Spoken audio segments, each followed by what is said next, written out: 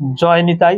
ভগবান শ্রীকৃষ্ণ এই পৃথিবীতে কত বছর তিনি মানব রূপে ছিলেন, অর্থাৎ চলতি কথায় যেটা বলে ভগবান শ্রীকৃষ্ণ কত বছর বেঁচে ছিলেন, যদি না জানা থাকে তাহলে জেনে নিন।